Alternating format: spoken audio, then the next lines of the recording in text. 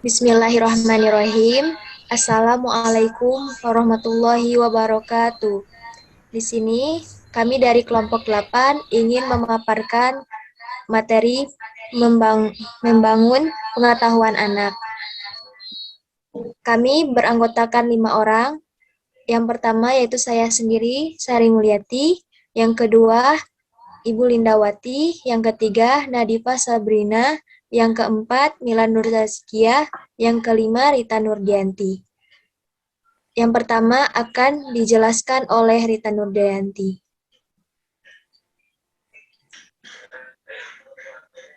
Bismillahirrahmanirrahim. Izin menjelaskan tentang teori pengetahuan. Pengetahuan adalah apa yang dilihat atau diperoleh melalui panca indera atau hanya merupakan pendapat yang benar dan disertai penjelasan tentang sebuah objek. Menurut Piaget Forman 1993, otak kita mengetahui bagaimana cara mengenal benda melalui input dan indera mata, telinga, kulit, hidung, dan mulut, yang secara langsung akan menunjukkan reaksi tertentu terhadap lingkungan sekitar kita.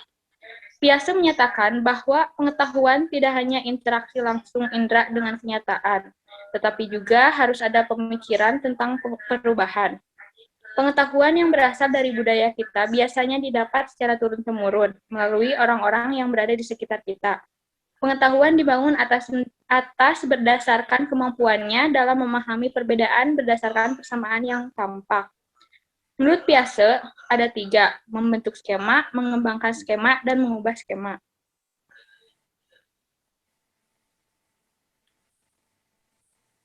Ada juga menurut Piaget dalam Mutiah 2010, halaman 45 menyatakan, anak dalam memahami dunianya secara aktif menggunakan skema atau kerangka referensi. Skema itu hasil suatu konstruksi yang terus-menerus diperbaharui, dan bukan tiruan dari kenyataan dunia yang ada. Ketika membentuk pengetahuan, anak tidak dapat mengasimilasikan pengalaman baru dengan skema yang telah dimiliki. Sehingga, anak akan mengadakan akomodasi, yaitu membentuk skema baru yang cocok dengan rangsangan baru, atau memodifikasi skema yang ada sehingga cocok dengan rangsangan baru.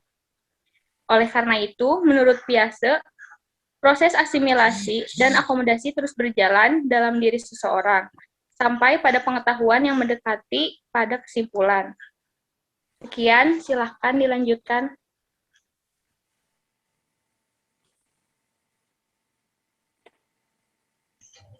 Bismillah, selanjutnya akan dijelaskan oleh saya. Jenis-jenis pengetahuan. Piaget membagi pengetahuan menjadi 3 jenis. Yang pertama, pengetahuan fisik. Yang kedua, logika matematika. Yang ketiga, pengetahuan sosial. Pengetahuan fisik berasal dari lingkungan fisik di sekitar anak, berupa bentuk, warna, rasa, suara, gerak, dan sebagainya. Pengetahuan fisik dibangun pada saat anak menggunakan asosiasi antara benda dengan perlakuan yang diberikan pada benda tersebut. Contohnya, seorang anak memiliki bola dan topi. Saat bola dijatuhkan, bola itu memantul.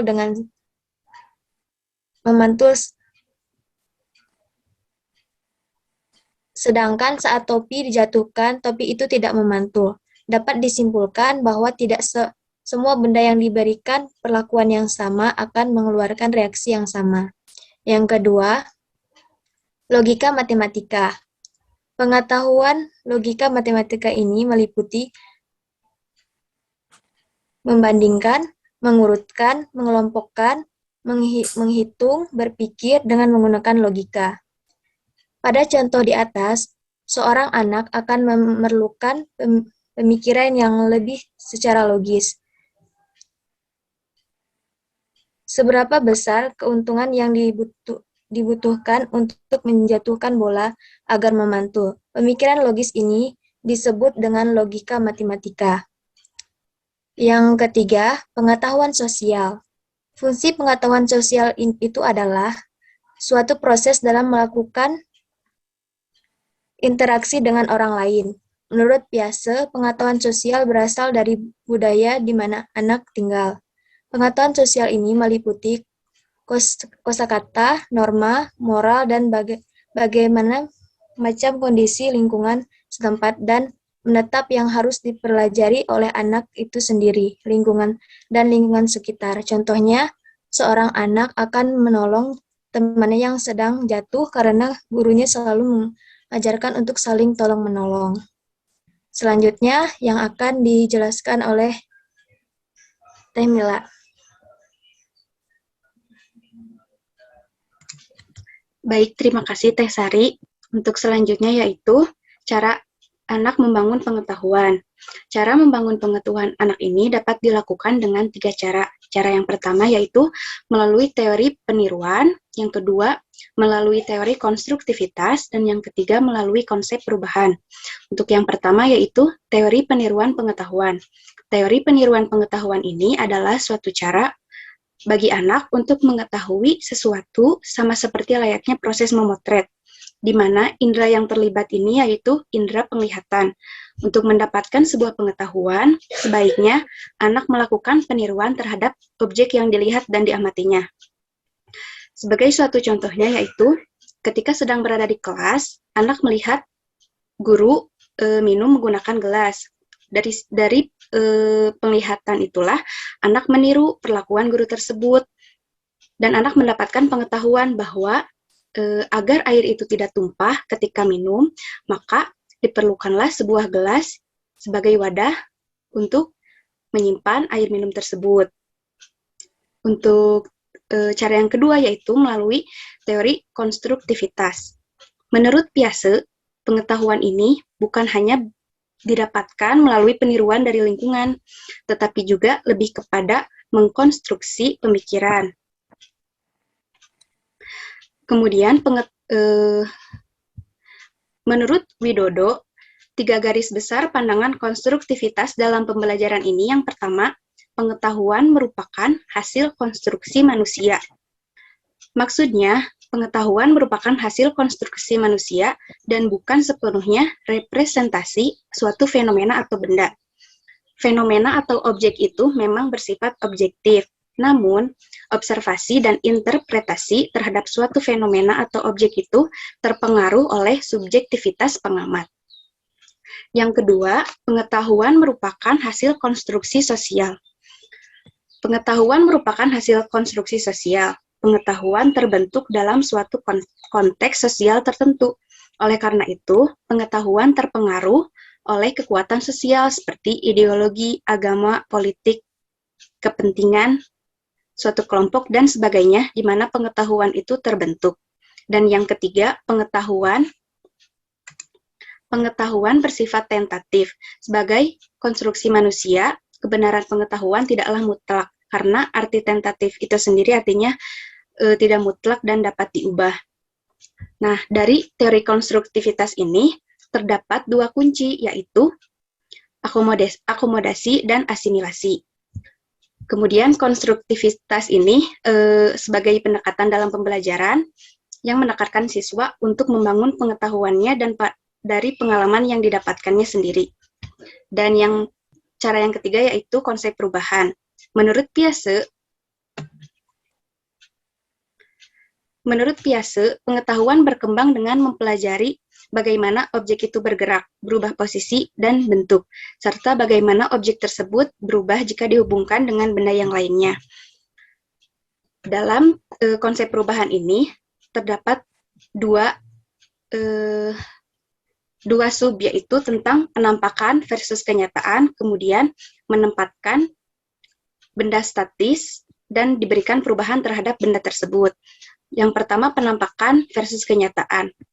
Dalam penampakan versus kenyataan ini, adanya kemampuan berpikir tentang objek menjadikan anak dapat membedakan penampakan objek dengan objek yang sesungguhnya.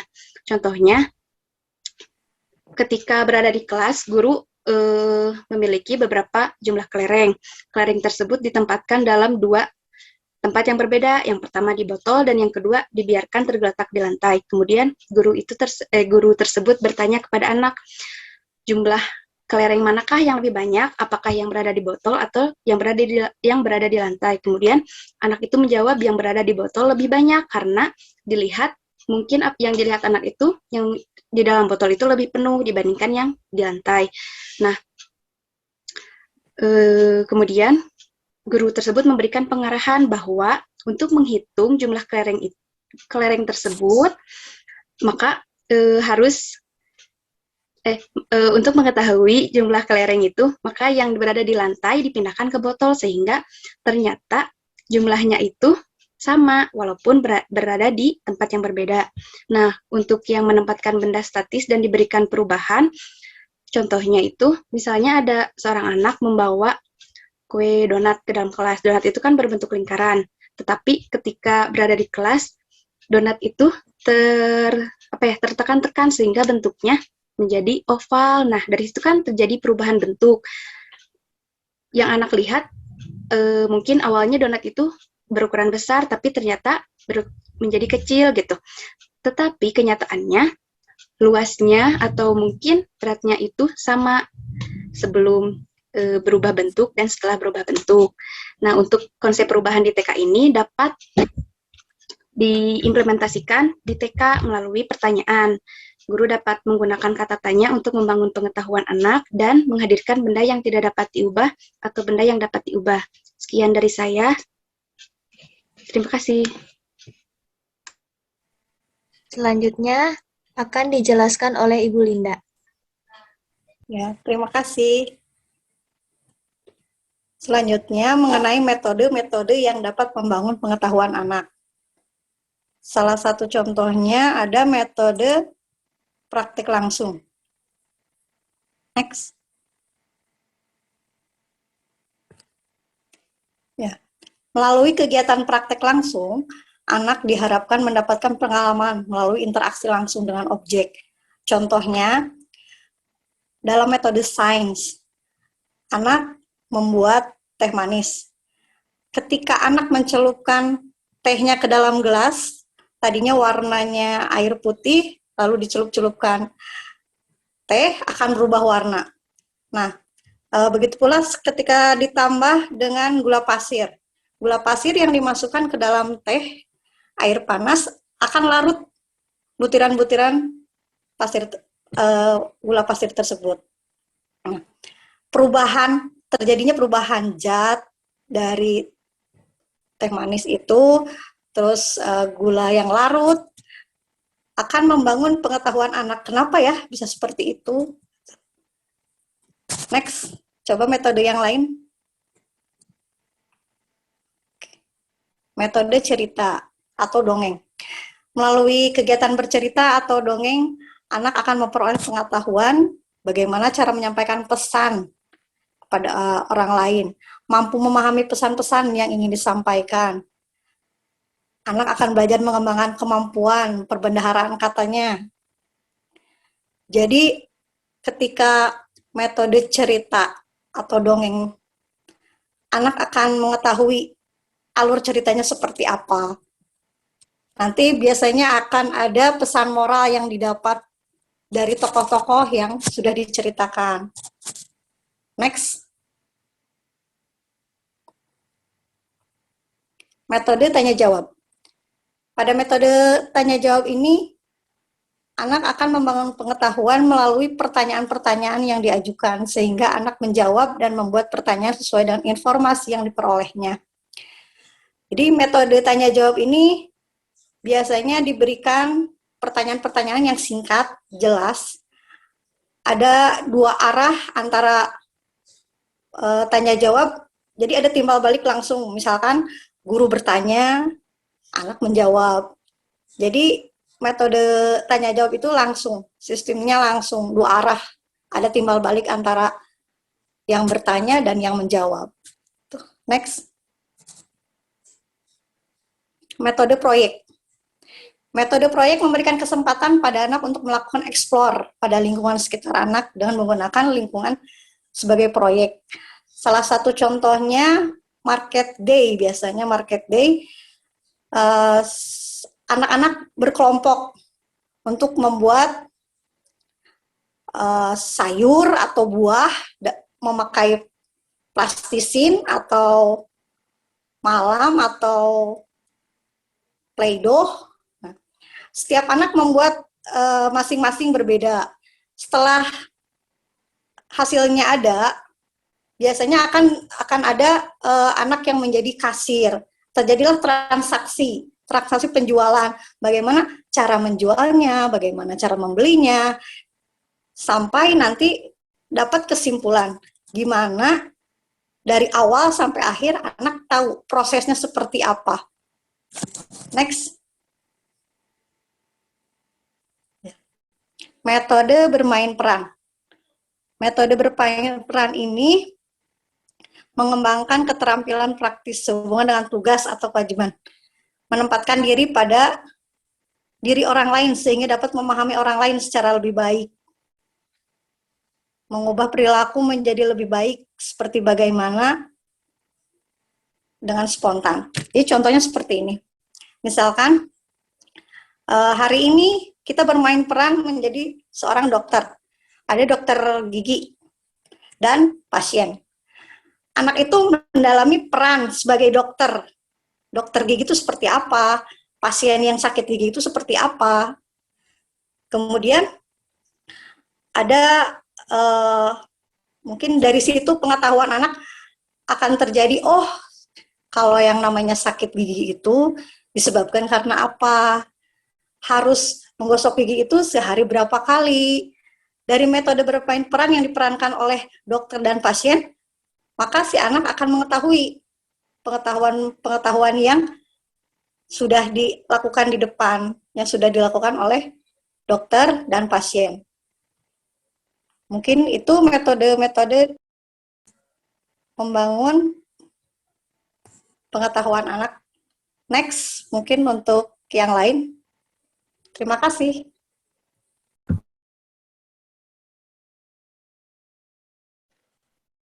Selanjutnya akan dipaparkan oleh Nadifa.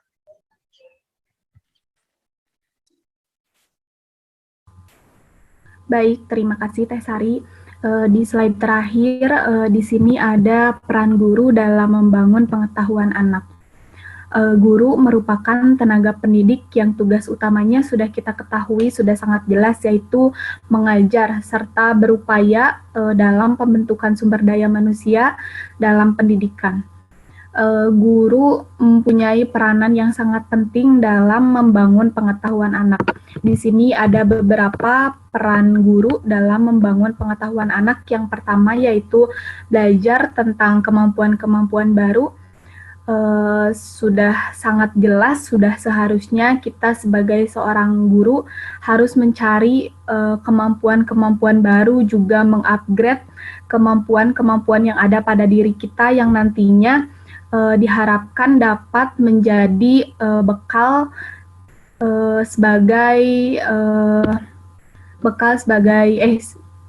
dalam mendidik peserta didik. Yang kedua, kemampuan untuk beradaptasi secara berhasil, dan yang ketiga, menghasilkan banyak gagasan atau jawaban yang relevan dan arus pemikiran yang lancar. Sudah seharusnya juga seorang guru ketika contohnya ada pertanyaan yang diajukan oleh peserta didik kepada guru, tentunya kita harus menjawabnya dengan gagasan yang relevan, juga arus pemikiran yang lancar. Dan yang terakhir, mampu memecahkan persoalan hidup yang dihadapinya, sehingga pada akhirnya ia akan menjadi individu yang mampu menolong dirinya sendiri. Sebagai seorang guru, tentunya sebelum kita menolong orang lain, kita harus mampu menolong diri kita sendiri. Sebelum kita menjadi pendidik, memberikan pendidikan kepada anak, tentunya kita harus terdidik terlebih dahulu. Baik, berdasarkan uraian tersebut, sudah jelas bahwa guru sangat memiliki peranan yang sangat penting dalam mengembangkan atau membangun pengetahuan anak. Sehingga nantinya diharapkan guru mampu mengoptimalkan perannya sebagai pendidik melalui media pembelajaran yang ada dalam menstimulasi atau membangun pengetahuan anak. Sekian, terima kasih. Mungkin hanya itu yang dapat kita sampaikan. Mohon maaf atas kekurangan dan salah katanya. Untuk teman-teman yang ingin bertanya, kita perbolehkan di ruang diskusi. Cukup sekian. Wassalamualaikum warahmatullahi wabarakatuh.